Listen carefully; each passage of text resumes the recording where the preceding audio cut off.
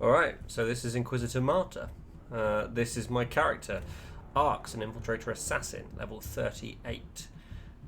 She's an assassin, one of three main classes in the game, where you can unlock one with an expansion pack, and the infiltrator part means that she is one of three subtypes of that class, which basically determine what trees you start with, but you can pretty much spec in any direction after that as you play.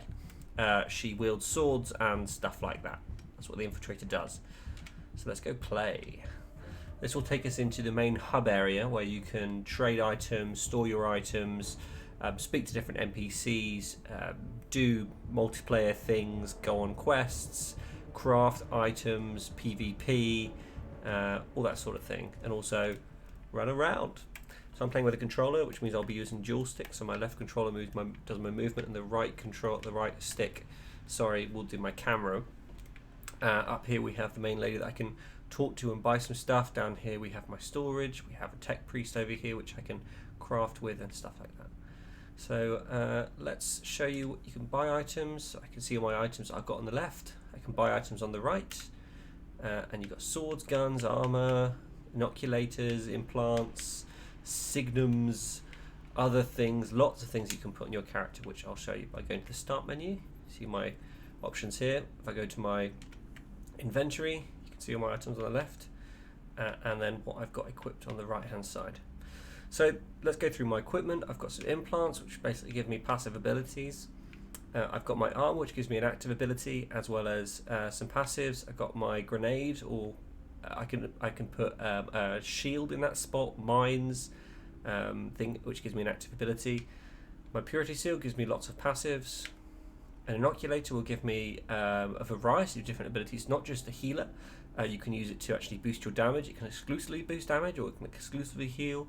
This one has 2 slots for healing and 2 slots for essentially improving what I do, and I can have a look at those individually. It does reduces the cooldown on that inoculator, and this one will restore health over time. And then lastly, I have my weapon set. So I've got a big sword, or I can switch and show you my 2 swords, and they have a different set of signums for each of those, and the signums will basically give me passive bonuses and such. Okay, so that's my lady. I was going to say that's my dude. I also have a bunch of passives, which are these trees that I mentioned you can unlock based on what you start with. 3 of them, I think, based on your subclass type. I started with melee combat, health, and defense, I think. So it's very melee focused. I've bought all the ones in this tree you can see on the right, and I've bought none of them on this tree, and each one costs 1 skill point. I've spent 40. You can respec at any point by purchasing a respec item, which I imagine is pretty expensive. I haven't done that myself. And before I do a mission, let me show you my character sheet as well. So this is the base character sheet, got all your basic information, but the main thing I want to show you here is the perks at the bottom.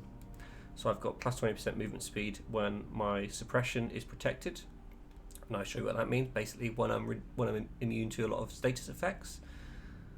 I have supreme dodge, which basically means I've got a chance of attacks missing me when I'm surprised, which is to do with my infiltrate, which do with my invisibility thing that the infiltrator relies on. And I've got extra melee damage after I do a dodge move, which is a unique ability that this class has. And each class has a unique ability. The assassin does a dodge roll, and each class also has its own resource, which is adrenaline, which this class relies on. Other classes rely on different resources. Adrenaline basically just comes back over time. Okay, let's jump into a mission. I can just hit the trigger button, and I can choose a mission that I want to do.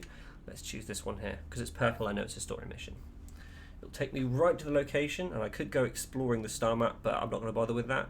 I'm going to play this mission on extreme difficulty, which means it's got +3 on my level. So my usual level is 38, so this is a level 41 mission, which means it's going to be a lot harder. You can see at the top, I do less damage and I take more damage.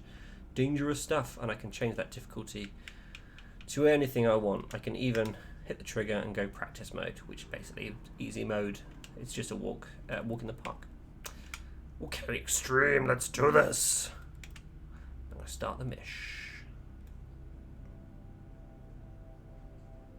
A hidden warning.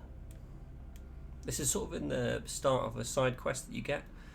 Not part of the main plot, it's like a side investigation. And these get bigger and bigger as you go along. You get more exciting stories that come along. and you encounter new enemies and new foes.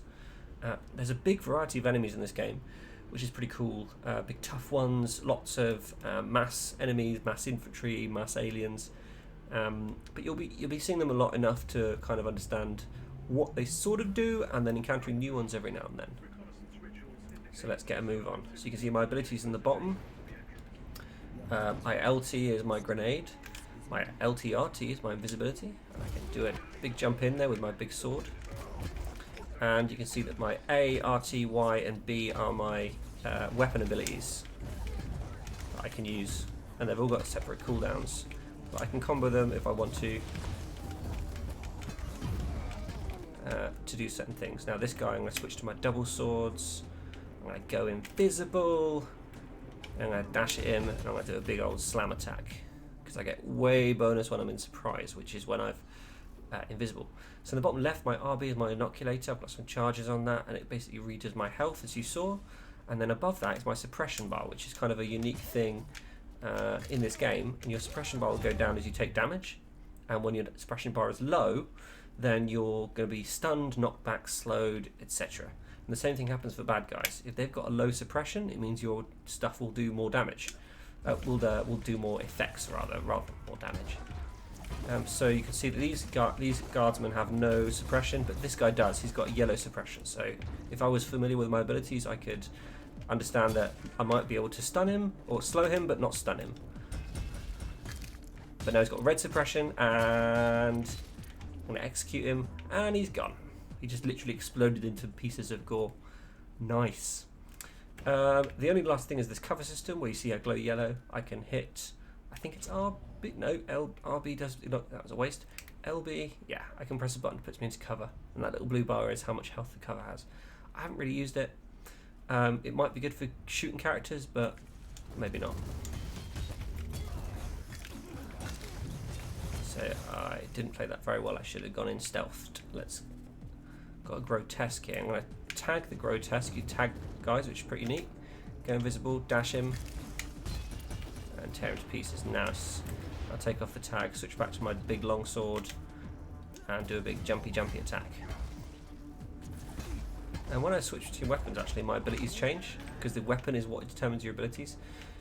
If you dual wield, you get access to all abilities in the weapon. If you just single wield a weapon, so I might have 2 different pistols, I'll just get the first 2 abilities from each pistol, which is an interesting thing. It's not like most games haven't really done that, but it's pretty cool. Obviously, 2-handed weapons, you get all 4 abilities for the 2-handed weapon, and yeah, it changes your playstyle.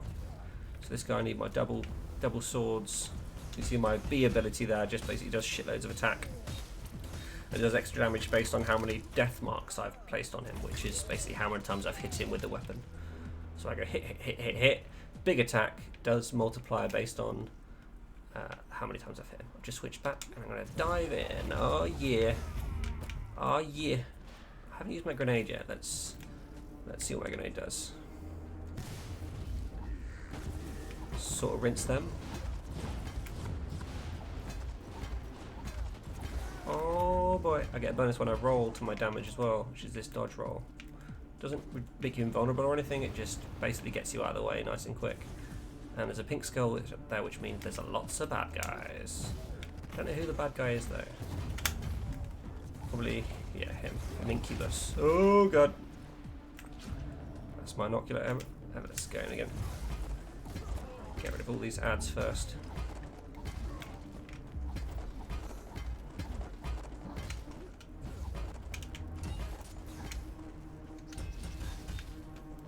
Absolutely rinsed.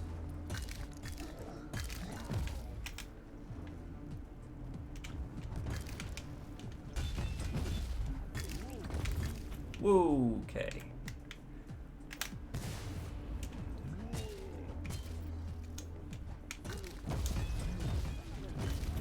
And I'm suppressed there, so you can see that means basically he's going to start knocking me back and doing Jimmy bad things to me. Very nice. And there you go. That is Inquisitor Martyr.